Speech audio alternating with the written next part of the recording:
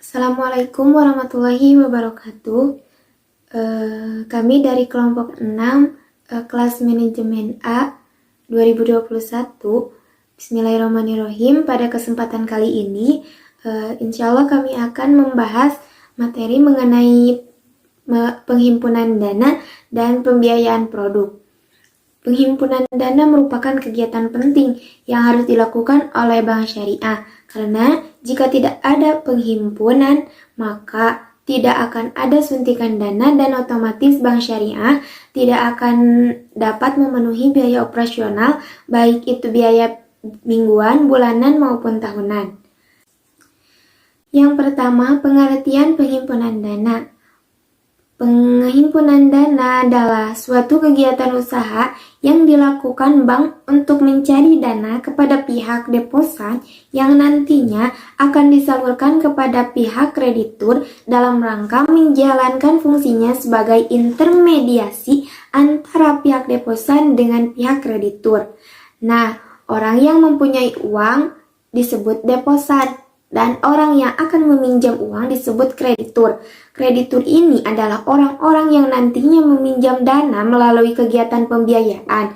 Jadi, misalnya ada seorang yang menaruh dananya dalam bentuk tabungan, giro maupun deposito, maka orang itu disebut deposan. Sedangkan orang yang akan mengajukan pembiayaan atau kredit pada bank syariah, maka disebut dengan kreditur. Di sini ada skema penghimpunan dana. Dalam penghimpunan dana terdapat dua akad. Yang pertama akad mudharabah dan yang kedua akad wadiah. Dalam akad mudharabah juga ada dua, yaitu deposito dan tabungan. Dan di dalam akad wadiah juga ada dua, yaitu tabungan dan giro. Prinsip penghimpunan dana. Nah, ada beberapa akad yang nantinya akan menyertai penghimpunan dana. Seperti yang sudah dijelaskan tadi, terdapat dua akad, yaitu akad mudharabah dan akad wadiah. Mari kita bahas satu persatu di akad wadiah. Wadiah ini adalah titipan nasabah yang harus dijaga dan dikembalikan setiap saat oleh bank kepada nasabah yang bersangkutan, dan bank bertanggung jawab atas pengembalian titipan tersebut. Jadi, karena dalam wadiah ini tidak ada pembagian hasil seperti akad mudharabah tadi, maka bank hanya memanfaatkan dananya saja. Dan bank di situ bertanggung jawab atas pengembalian titipan tersebut. Karena yang namanya titipan pasti harus dikembalikan. Yang selanjutnya, wadiah yad ad-domanah. Dalam wadiah yad ad-domanah ini ada tiga pihak yang terlibat. Yang pertama nasabah sebagai pemilik dana, dan yang kedua adalah bank syariah sebagai pengelola dana, dan yang ketiga adalah nasabah kreditur yang mendapatkan fasilitas pembiayaan. Penerima titipan diberi izin untuk menggunakan dan mengambil manfaat dari titipan tersebut. Sedangkan untuk penyimpan dana mempunyai kewajiban untuk bertanggung jawab terhadap kehilangan atau kerusakan barang tersebut. Semua keuntungan yang diperoleh dari titipan tersebut menjadi hak si penerima titipan, dan sebagai imbalan kepada pemilik barang atau dana dapat diberikan berupa insentif atau bonus yang tidak disyaratkan sebelumnya. Perkenalkan, nama saya Anita Lestari. Di sini saya akan melanjutkan penjelasan dari materi dari teman saya. Nah, yang selanjutnya yaitu penghimpunan dana mudharabah. Mudharabah bisa disebut al-qirad, yang berarti potongan, karena pemilik modal memotong apabila hartanya untuk diperdagangkan dengan sebagian keuntungannya. Nah, dalam bahasa sederhananya, mudharabah merupakan akad kerjasama antara dua belah pihak. Satu pihak memberikan modal untuk berniaga, kemudian keuntungan dibagi sesuai yang telah disepakati. Nah, dana ini digunakan sesuai bank untuk melakukan pembiayaan akad jual beli maupun syirkah. Jika terjadi kerugian, maka bank yang akan bertanggung jawab sepenuhnya. Sedangkan dalam mudharabah melakukan hal tersebut terdapat rukun-rukunnya. Nah, apabila mudharabah tersebut ingin sempurna, maka kita harus memenuhi rukun-rukunnya. Yang pertama ada mudharib, dan yang kedua ada pemilik dana, yang ketiga ada usaha yang akan dibagi hasilkan, yang keempat ada musbah, yang kelima ada ijab kabul. Nah, berdasarkan kewenangan yang diberikan oleh pihak penyimpanan dana, prinsip mudharabah terbagi menjadi dua, yaitu yang pertama mudharabah mutlaqah atau investasi tidak terikat. Nah, merupakan salah satu produk dari musyarakah, di mana dana merupakan 100% milik bank.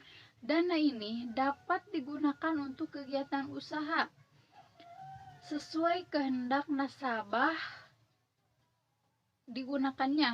Nah, oleh karena itu, produk mudharabah terkait dengan proyek-proyek singkat yang berasal dari pemerintah atau perusahaan yang kredibel.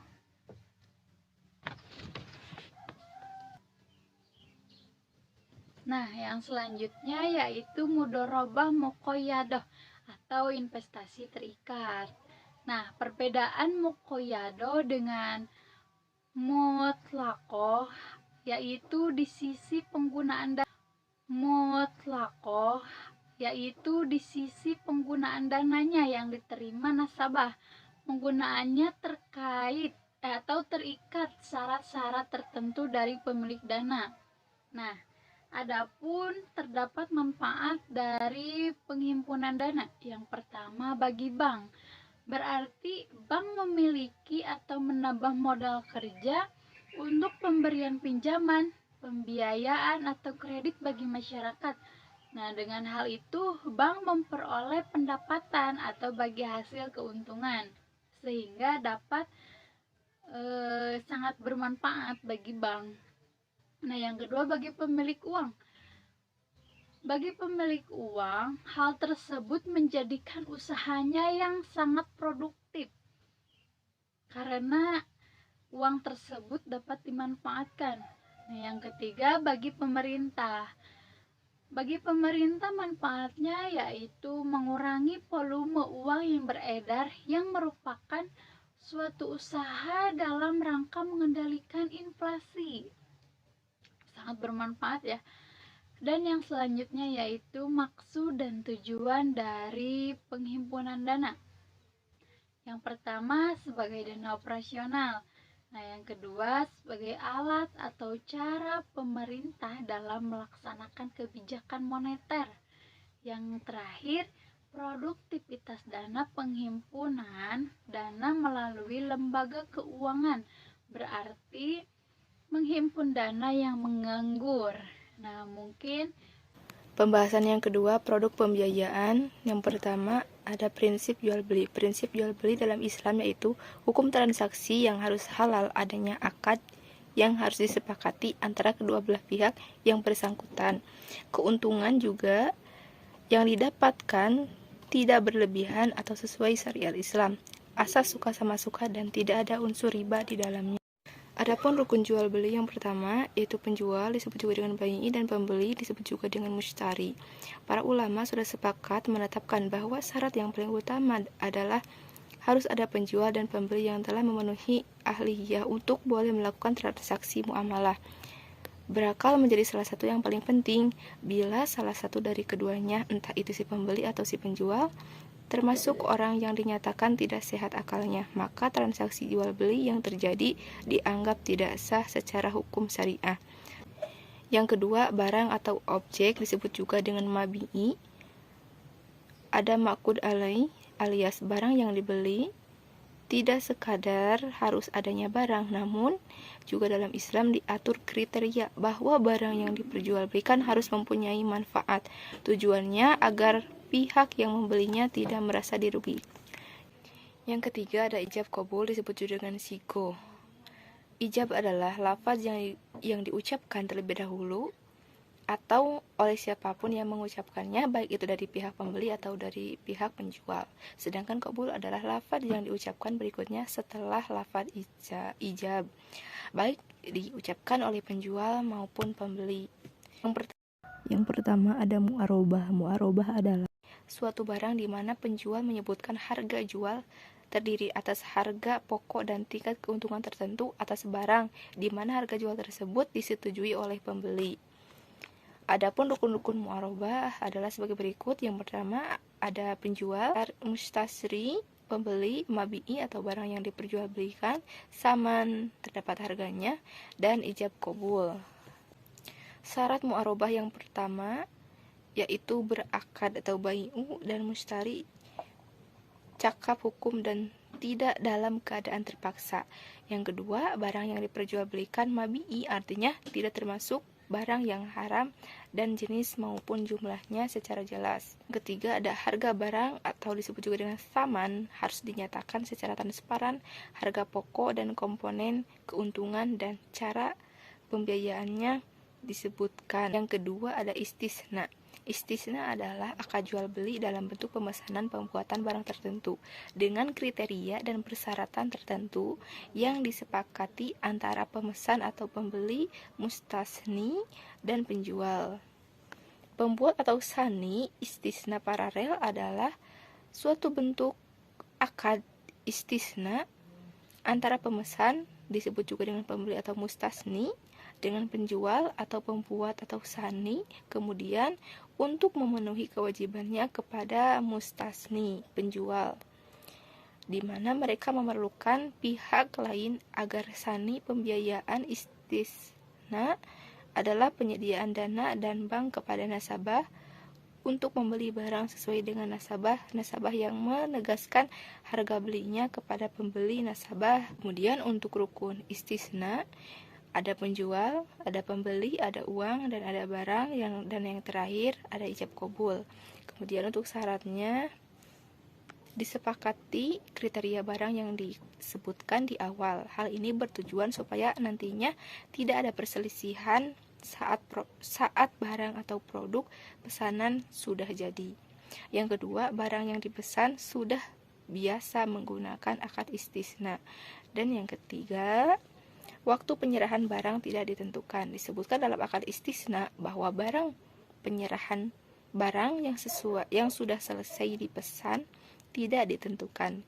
Akadnya akan berubah menjadi akad salam apabila ditentukan. Contohnya seperti pakaian. Bila seseorang ingin pakaian dengan kostum sesuai dengan selera, juga termasuk dalam istisna. Misalnya seseorang ingin memesan baju kaos dengan gambar-gambar Naruto dengan desain sendiri untuk 40 orang, itu termasuk ke dalam akad istisna.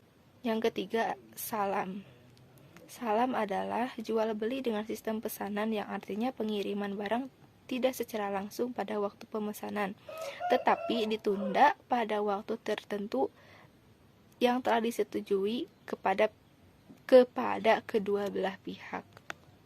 Rukun salam, rukun yang harus dipenuhi dalam akad jual beli salam yang pertama itu dilakukan oleh orang-orang yang berakal dan baligh. Nah, adapun syarat-syarat menurut Sapridat tahun 2016 yaitu uang dibayar di tempat akad pembayaran dilakukan terlebih dahulu, barangnya menjadi hutang bagi si penjual. Kemudian barangnya dapat diberikan kemudian untuk ukuran barangnya jelas, baik takaran, timbangan, ataupun bilangannya menurut kebiasaan. Cara menjual barang semacam itu. Kemudian diketahui dan disebutkan sifat-sifat dan macam barangnya. Dan yang terakhir disebutkan tempat menerimanya. Assalamualaikum warahmatullahi wabarakatuh. Nama saya Ripi Junia Rahman dari kelompok 6, akan melanjutkan presentasi Dua, prinsip bagi hasil. Bagi hasil adalah pembagian atas hasil usaha yang telah dilakukan oleh pihak-pihak yang melakukan perjanjian, yaitu pihak nasabah dan pihak bank syariah. Dalam hal terdapat dua pihak yang melakukan perjanjian usaha, maka hasil atas usaha yang dilakukan oleh kedua pihak atau salah satu pihak akan dibagi sesuai dengan porsi masing-masing pihak yang melakukan akad perjanjian. Sebagian hasil usaha dalam perbankan syariah ditetapkan dengan menggunakan nisbah. Satu, mudaharabah. Mudaharabah adalah akad kerja sama usaha antar dua pihak, di mana pihak pertama sahibul ma'al menyediakan seluruh atau 100% modal, sedangkan pihak lainnya menjadi mengelola. Keuntungan usaha secara mudaharabah dibagi menurut kesepakatannya yang dituangkan dalam kontrak, sedangkan apabila rugi ditanggung oleh pemilik modal selama kerugian itu bukan akibat kelalaian si pengelola. Rukun mudaharabah pelaku, pemilik modal maupun pelaksana usaha. Objek tujuan kedua belah pihak, ijab kabul nisabah. Syarat mudaharabah orang yang terkait dalam akad adalah cakap bertindak. Hukum syarat modal yang digunakan harus terbentuk uang bukan barang, jelas jumlahnya, tunai bukan berbentuk utang, langsung diserahkan ke mudharib. Pembagian keuntungan harus jelas dan besarnya nisabah sesuai yang disepakati. Dua, musyarakah. Menurut Imam Maliki, musyarakah adalah pemberian izin kepada kedua mitra kerja untuk mengatur harta atau modal bersama. Rukun masyarakat menurut Imam Hanafi terdiri atas ijab dan qabul, sedangkan menurut Abdurrahman al-Jaziri rukun masyarakat meliputi dua orang yang berserikat, sehingga serta objek akad musyarakah bagi itu berupa harta maupun kerja. Syarat musyarakah meliputi akad musyarakah harus bisa menerima perwakilan, keuntungan bisa diuntifikasikan, penutupan bagi hasil tindak. Pembahasan yang ketiga yaitu ujroh. Ujroh adalah upah atau al-ujroh merupakan suatu pembayaran atau imbalan yang diberikan kepada seseorang atau suatu kelembagaan atau instansi terhadap orang lain atas pekerjaan yang telah dilakukan. Ujroh terbagi ke dalam beberapa bagian. Yang pertama ada ijaroh. Ijaroh bermakna menjual manfaat. Dalam arti luas, ijaroh adalah akad atas kemanfaatan suatu barang dalam waktu tertentu dengan pengganti sejumlah tertentu yang telah disepakati. Kemudian untuk rukunnya, yang pertama ada akid. Akid adalah orang yang berakad.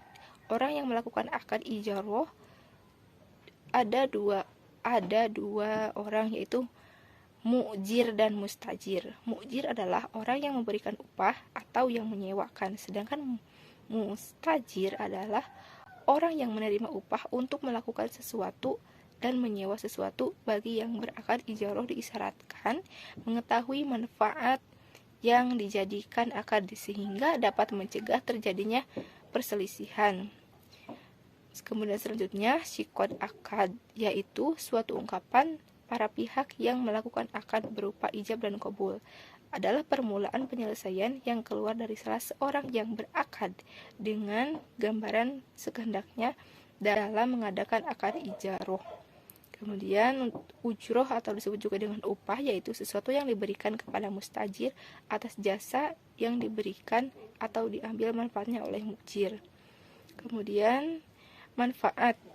Di antara cara untuk mengetahui ma'qud alaih barang adalah dengan menjelaskan manfaatnya, pembatasan waktu, dan menjelaskan jenis pekerjaan jika ijaroh atas pekerjaan atau jasa seseorang.